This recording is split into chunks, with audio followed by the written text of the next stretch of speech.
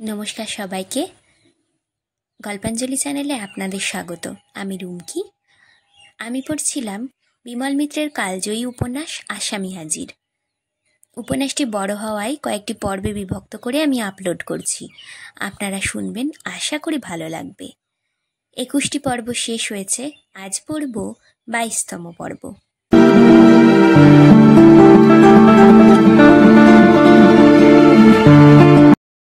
কালীকান্ত ভট্টাচার্যের সব দিকে নজর, সব জিনিস সহজ করে নিতে পারার মতো মনের ধৈর্য ছিল বলেই হয়তো এত বড় শোকের মধ্যেও মেয়ের শ্বশুরবাড়িতে শীতের তত্ত্ব পাঠাবার কথাটাও ভাববার সময় পেয়েছেন। ভেবেছিলেন নিজের চাই হোক, মেয়ের শ্বশুর শাশুড়ির কাছে অন্তত মেয়ের আদর হোক। নয়নতারা সুখে থাকলেও তার সুখ। নিখিলেশদেরও তাই বলতেন আমার যা কিছু আছে সবই তো নয়নতারার। বড় লোকের বাড়িতে সে পড়েছে, তাদের মর্যাদা মতো তত্ত্ব করতে হবে তো। নিখিলেশই বলতে গেলে বাজার করে দিয়েছিল। কালীকান্ত ভট্টাচার্য তাকে বলে দিয়েছিলেন যা কিছু কিনবে সব যেন বাজারের সেরা জিনিস হয়, বুঝলে? একেবারে সেরা সরপুরিয়া, একেবারে সেরা সন্দেশ, সেরা জামা কাপড়। কালীকান্ত ভট্টাচার্যের নিজেরও সব শখ শৌখিনতার বালাই ছিল না কোনো কালে। তিনি একজোড়া চটি, একখানা ধুতি আর একখানা উর্নি দিয়েই জীবন কাটিয়ে দিচ্ছেন। জামা আছে, কিন্তু সে জামা পরবার প্রয়োজন তেমন অনিবার্য হয় না কখনো। সেই জন্যই নিখিলেশকে ডেকে পাঠিয়েছিলেন বাড়িতে। তাকে সব বললেন মেয়ের শ্বশুর শাশুড়ি যেন না ভাবে যে মেয়ের মা নেই বলে বেয়াই মশাই শীতের তত্ত্বটাও বাদ দিলে। তারপর বললেন, তুমি তো কলকাতায় যাও, সেখান থেকে সেরা দোকান থেকে গরম কাপড় কিনে সেরা দর্জিকে দিয়ে পাঞ্জাবি করিয়ে নিয়ে আসবে। নিখিলেশ তাই করিয়েছিল, কোনো খুঁত রাখেনি সে। মাস্টারমশাই এর কথাটা মনে ছিল তার।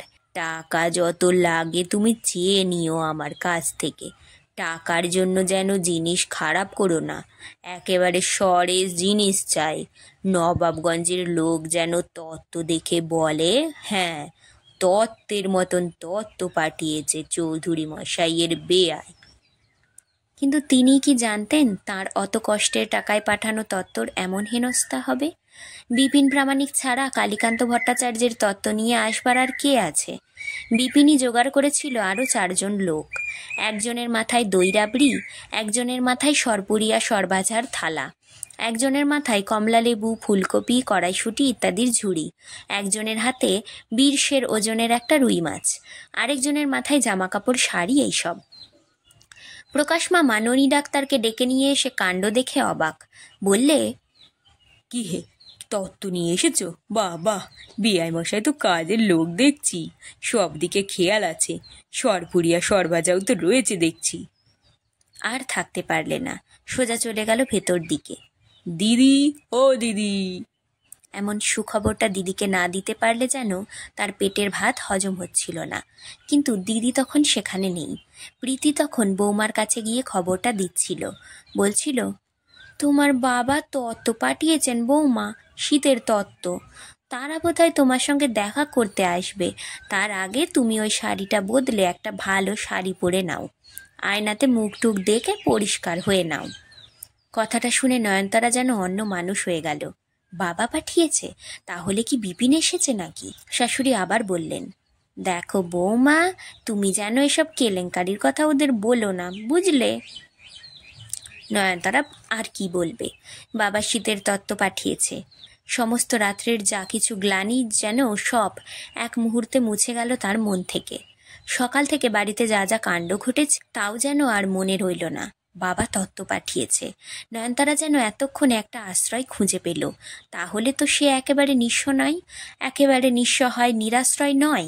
একটা জায়গা তো তার এখনো আছে, সেখানে গিয়ে দাঁড়ালে তার একটা মাথা গুঁজবার আশ্রয় আছে। মা চলে গেলেও তো একেবারে নিঃস্ব হয়ে যায়নি সে। তাড়াতাড়ি আয়নার সামনে গিয়ে নয়নতারা শাড়ির আঁচলটা দিয়ে মুখটা মুছে নিলে। রাত জাগার পর চোখের তলায় কেমন একটা কালো দাগ পড়েছিল, সেখানটায় একটু পাউডার ঘষে নিলে।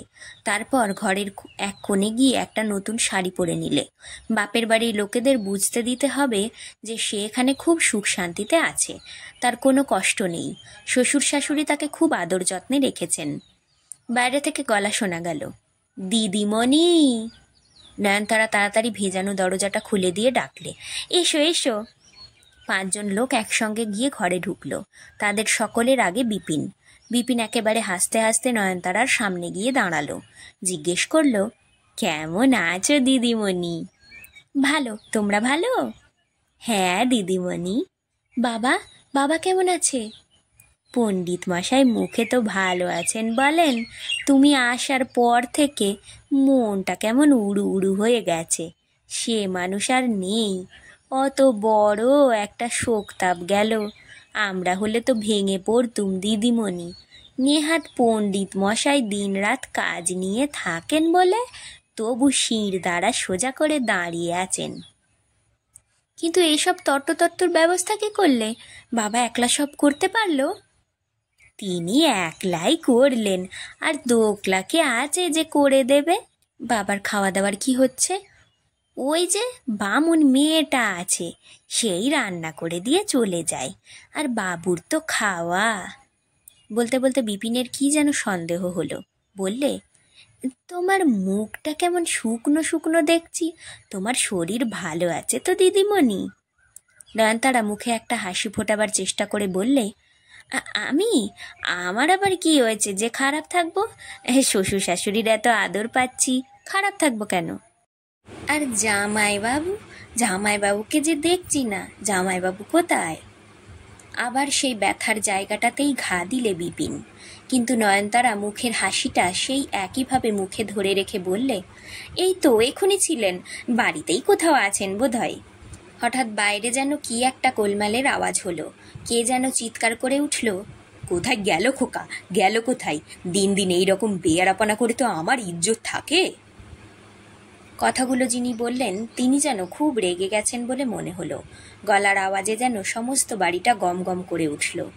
বিপিনের সঙ্গে যারা এসেছিল, আওয়াজটা তাদের সকলের কানেই গেল। তারা সবাই শুনতে লাগলো কথাগুলো। বাইরে তখনও গোলমাল চলছে। একজন কে যেন মেয়েলি গলায় জিজ্ঞেস করলে, কি হলো কি আবার? তুমি অত রেগে গেলে কেন? রাখবো না, তোমারই তো ছেলেকে আদর দিয়ে একেবারে মাথায় তুলেছ। তুমিও আর ওই প্রকাশ, কেন ছেলের বিয়ে হয়ে গিয়েছে বলে ভেবেছো সে যা ইচ্ছে তাই করবে? আমি তাকে কিছু বলতেও পারবো না? তুমি চুপ করো, একটু আস্তে আস্তে কথা বলতে পারো না? অত চেঁচাবার কি আছে? বেশ করবো চেঁচাবো।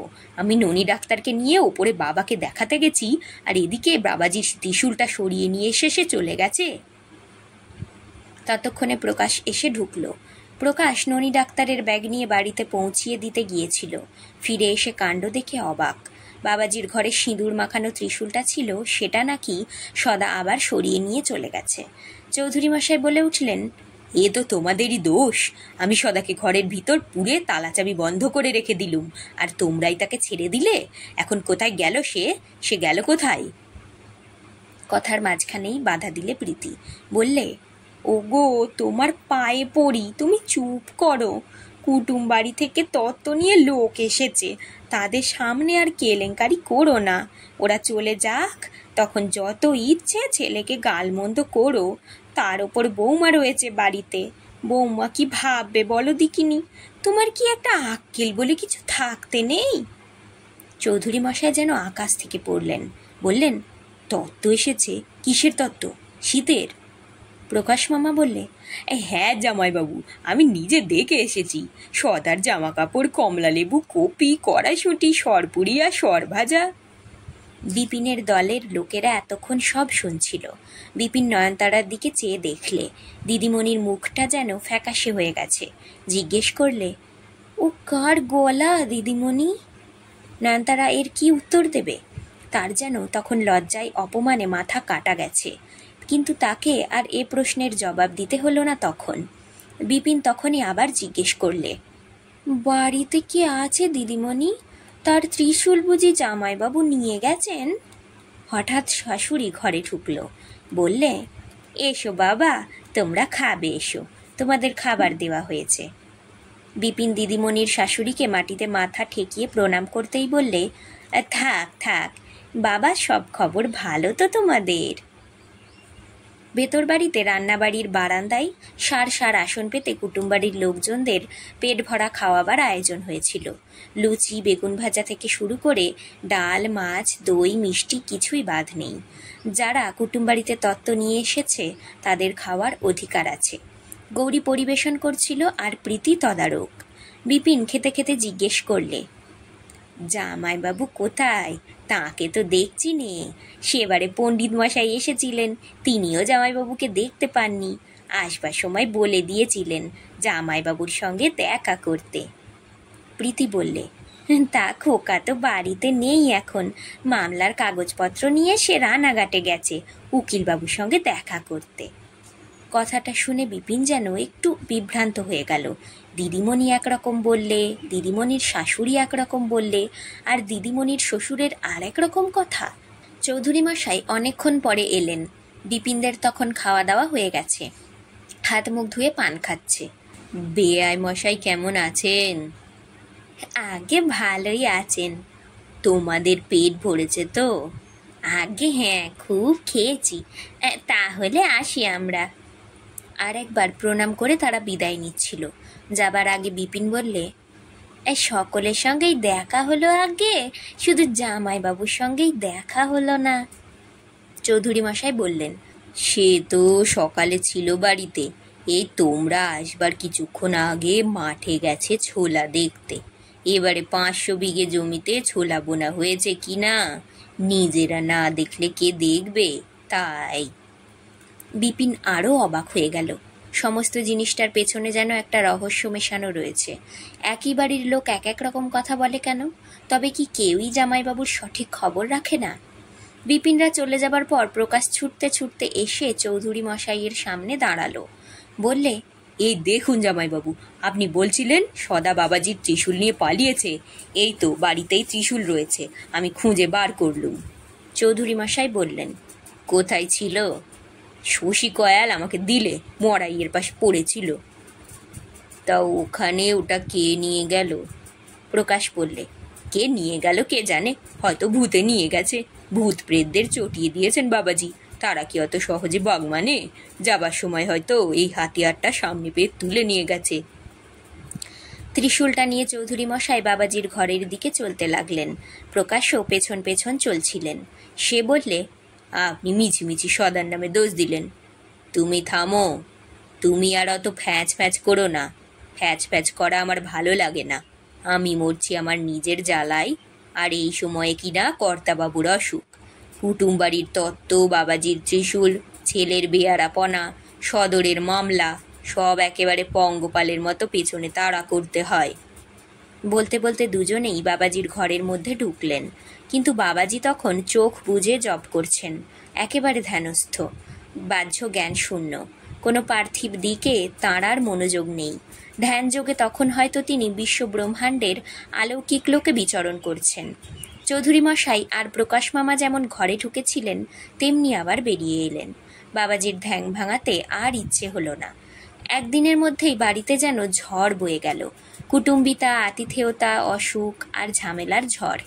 আসলে বলতে গেলে ঝড় শুরু হয়েছিল সেই সদানন্দর গায়ে হলুদের দিন থেকেই।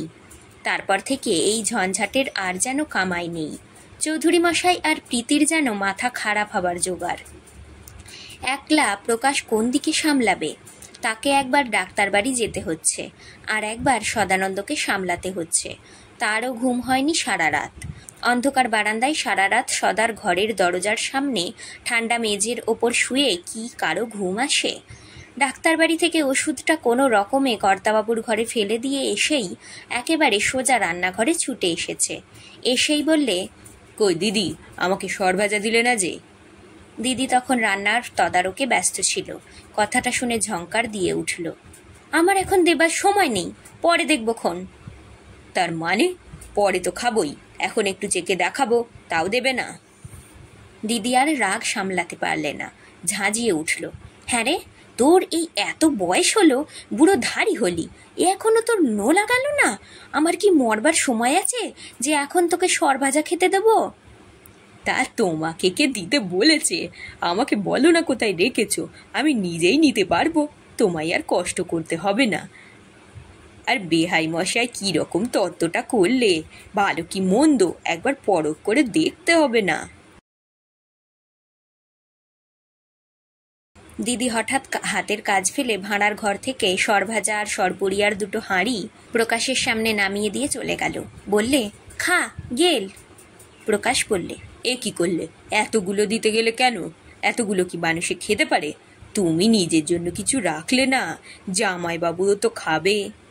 ওদিকে চৌধুরী মশাই স্নান করে এসে হাজির। বললে, কই রে গৌরী, আমায় ভাত দে। তারপর প্রকাশের কাণ্ড দেখে অবাক।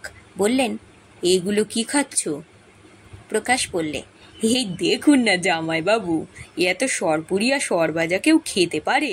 এই 2 হাঁড়ি। শীতের তত্ত্ব এসেছে বেয়াই বাড়ি থেকে, এ তো একলা আমাকে দেয়নি। আপনি খাবেন, দিদি খাবে, সদা খাবে, বৌমা খাবে, তা নয়, দিদি সব আমাকে দিয়ে গেল। চৌধুরী মশাইয়ের তখন তাড়া ছিল। সদর থেকে উকিলবাবু জরুরি তলব দিয়েছে, মামলা আছে সেখানে। রজবালি গাড়ি নিয়ে তৈরি, খেয়ে উঠেই রওনা দেবেন তিনি। গৌরী ভাতের থালা দিয়ে গেল। প্রীতি এসে বললে, খাক খাক, ও পছন্দ করে বউ এনে দিয়েছে, ওই খাক। কিন্তু এইসব কথা নিয়ে আলোচনা করার মতো তখন সময় ছিল না চৌধুরী মশাইয়ের।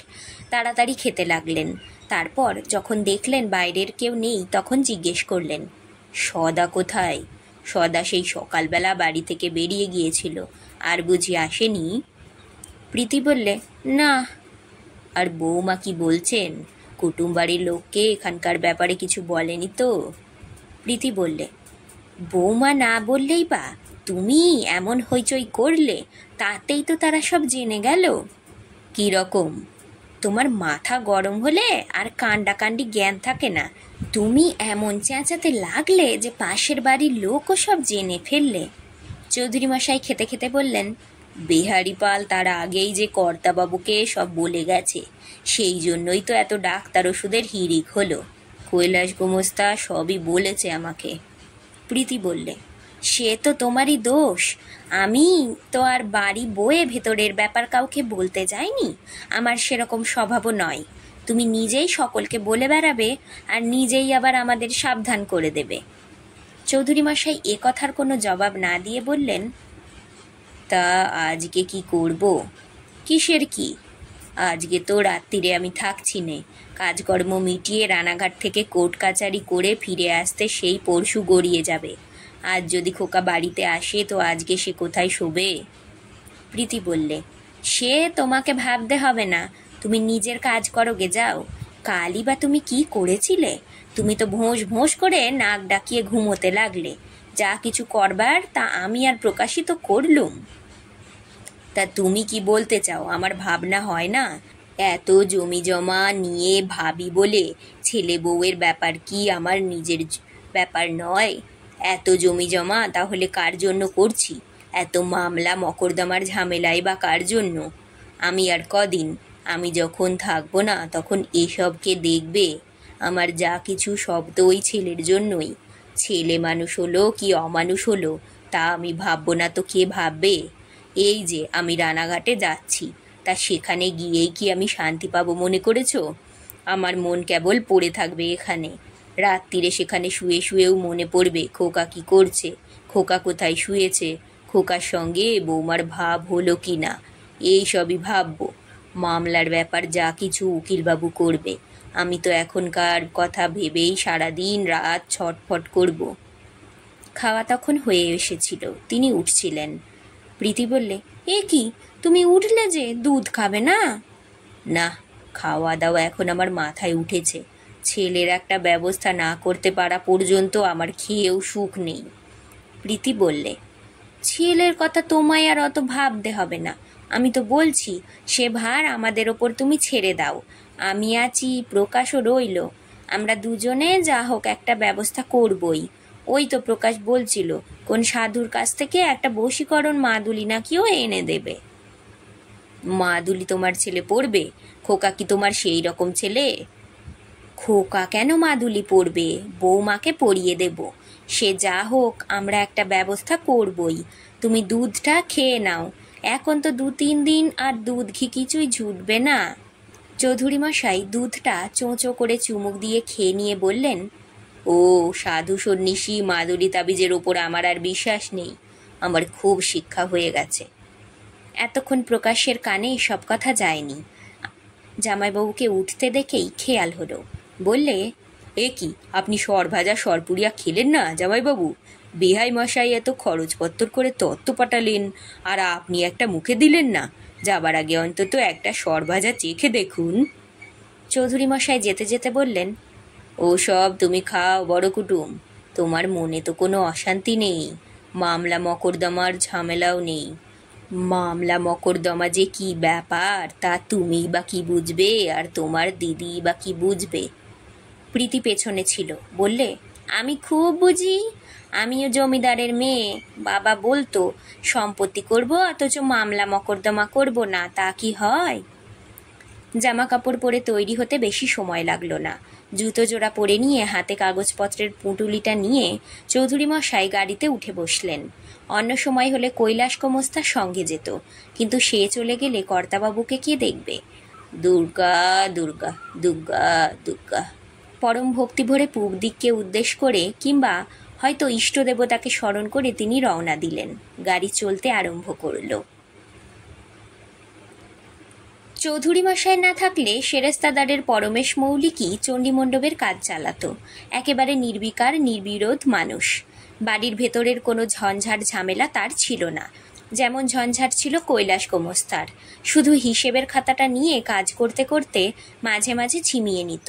চৌধুরী মশাই চলে যাবার পর পরমেশ মৌলিকও বাড়িতে গিয়ে খেয়ে নিয়ে একটু দিবানিদ্রা দিয়েছিল। সেরেস্তার কাজে তারা তেমন ছিল না সেদিন। বাড়ির কর্তাই যখন বাড়িতে নেই, তখন তার কাজেরও তারা নেই। চণ্ডীমণ্ডপের সামনেটাই গ্রীষ্মকালে বেশ ছায়া ছায়া থাকে, কিন্তু শীতকালটাতেই যত বিপদ। বিরাট আতা গাছটার ডালপালার ছায়ায় রোদ এসে ঢোকে না। পরমেশ মৌলিক চণ্ডীমণ্ডপ থেকে বাইরের দাওয়ায় বসে গায়ে একটু রোদের আঁচ লাগাচ্ছিল। ছোটবাবু নেই, তাই পরমেশ মৌলিকের মনটাতেও একটু ছুটির আমেজ। শালাবাবু হনহন করে বাড়ির ভেতরের দিকে আসছিল।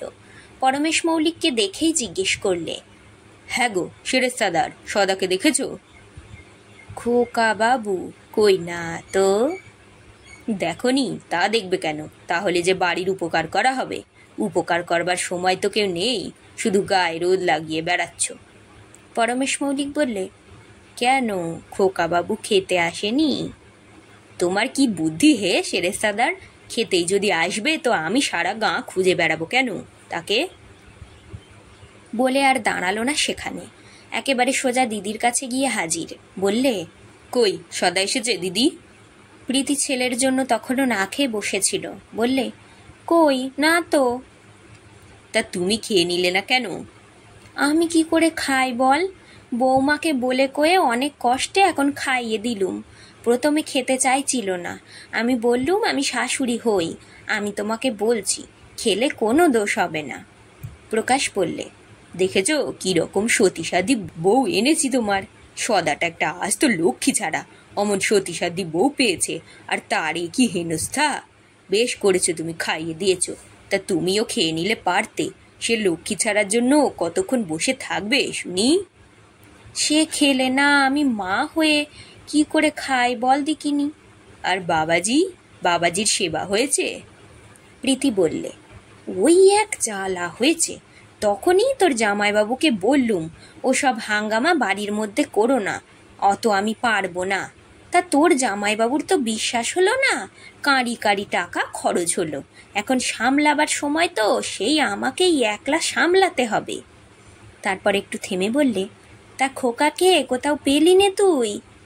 প্রকাশ বললে, না, হেঁটে হেঁটে আমার পায়ে খিল খুলে গেছে। বারোয়ারিতলা চষে এলাম, নদীর ধারে গেছিলুম, ভাবলুম সেখানেই বোধহয় একলা একলা শিবের গাজন গাইছে। যা ভাবুক ছেলে তোমার, কি যে এত ভাবনা ওর তা বুঝতে পারিনি। রাগ করবি যত ইচ্ছে রাগ কর, ভাতের উপর কেউ রাগ করে? এমন বোকা কেউ আছে? তুমি বলো না। তা তা আর কোথাও পেলি নে তাকে? তারপর গেলাম দক্ষিণ পাড়ার দিকে, গেলাম পশ্চিম পাড়ায়, কোথাও নেই।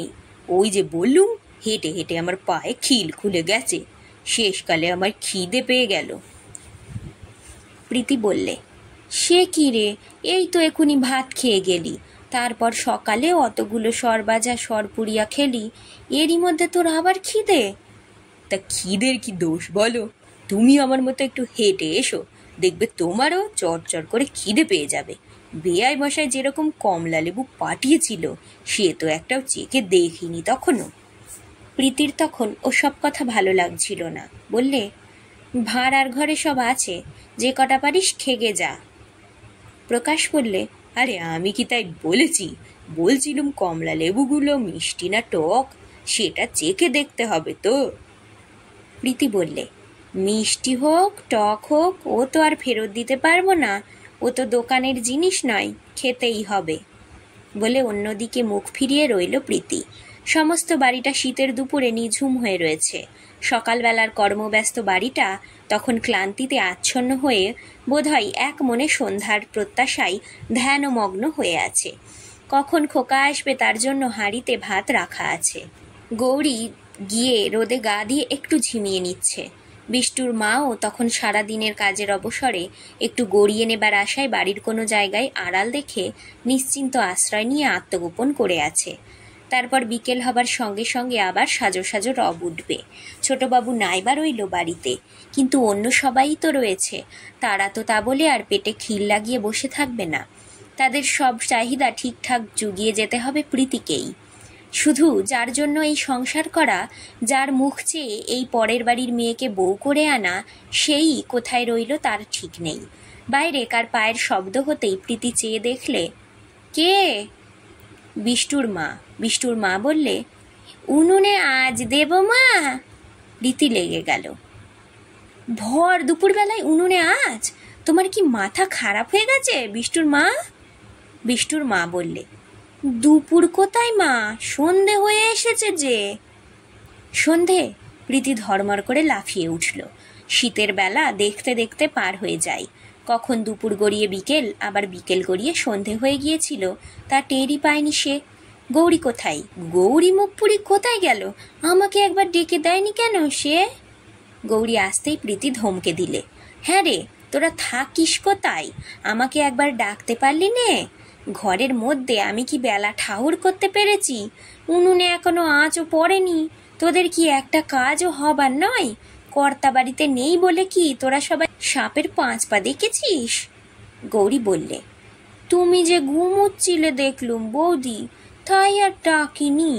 প্রীতি রেগে গেল, আমি ঘুমোচ্ছিলুম, তা তুই ঘুমোতে দেখলি আমাকে?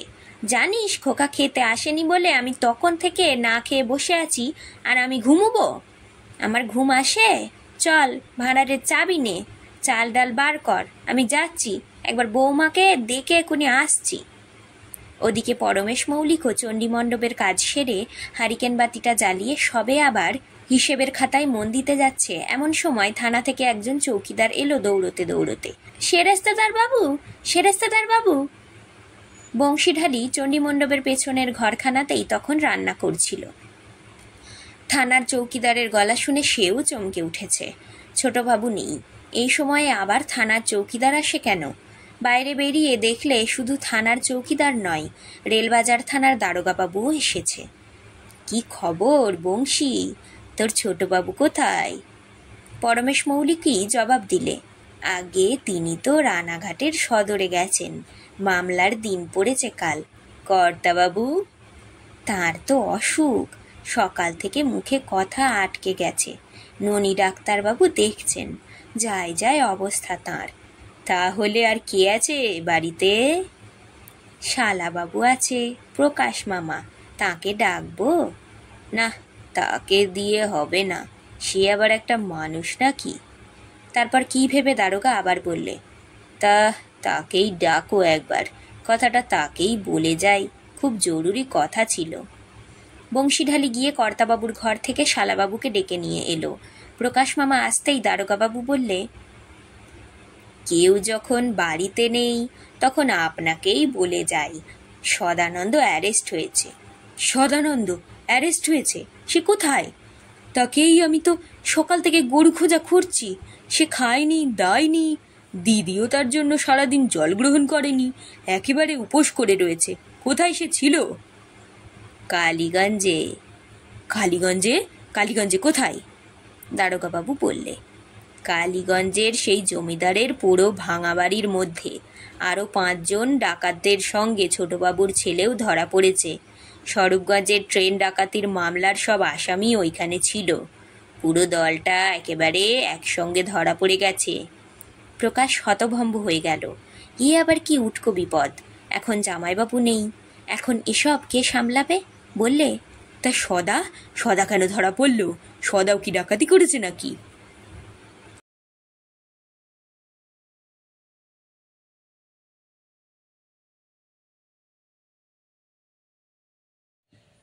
আজকের গল্পপাঠ এখানেই শেষ। গল্পপাঠ ভালো লাগলে অবশ্যই একটা লাইক দিয়ে যাবেন, আর নিজের চেনা পরিচিত মানুষদের সাথে শেয়ার করে দেবেন।